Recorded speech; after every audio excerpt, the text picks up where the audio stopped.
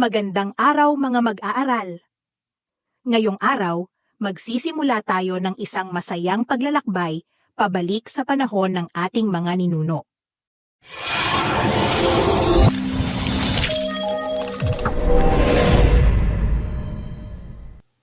Layunin.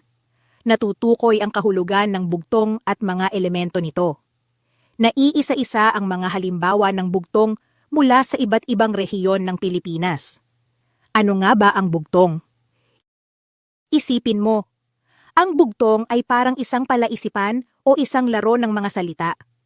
Isang maikling tula o pangungusap na may nakatagong sagot na madalas ay nagpapatalas ng iyong pag-iisip at pagkamalikhain. Noong unang panahon, ginagamit ito ng ating mga ninuno bilang libangan. Lalo na sa gabi habang nagkukwentuhan sa paligid ng apoy. Mga elemento ng bugtong. Talinhaga. Naglalaman ito ng malalim o dituwirang kahulugan. Kailangan ng maingat na pag-iisip upang matuklasan ang tamang sagot. Sagot. Isang tiyak na kasagutan.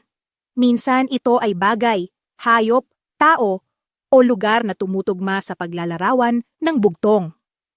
Sukat at tugma. Karaniwan itong may sukat at tugma, na tulad ng tula. Minsan, ang sukat ng mga taludtod ay may patter, may rhythm, paglalarawan.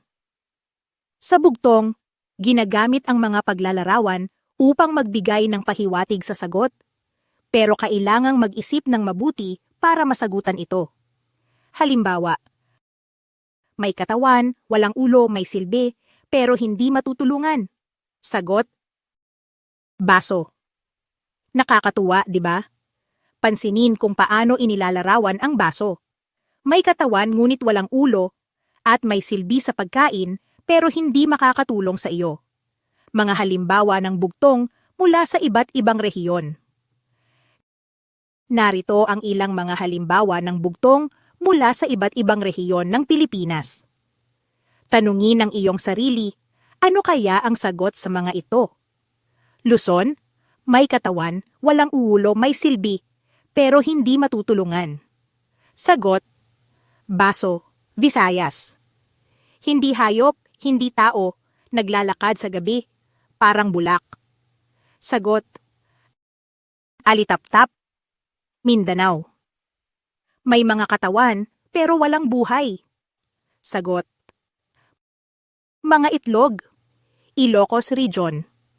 May pakpak, hindi lumilipad, may katawan, hindi kumikilos.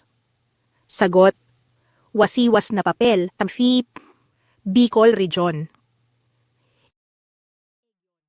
Parang gulong, walang kalsada, tumatakbo, pero hindi umaabot sa dulo.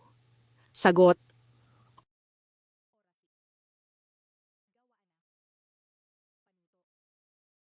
Number 1.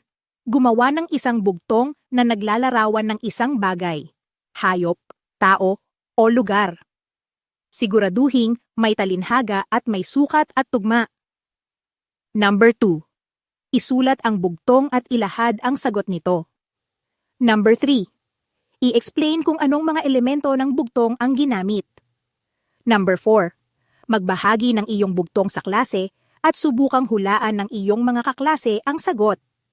Ngayong araw, natutunan natin na ang bugtong ay isang anyo ng panitikan na hindi lang nagbibigay aliw, kundi pati na rin nagpapatalas ng ating isipan.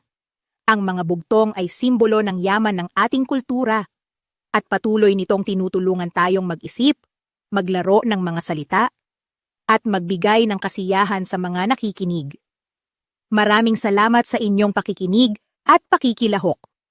Huwag kalimutang sagutan ang mga gawain at magbahagi ng inyong mga bugtong sa ating klase o online forum.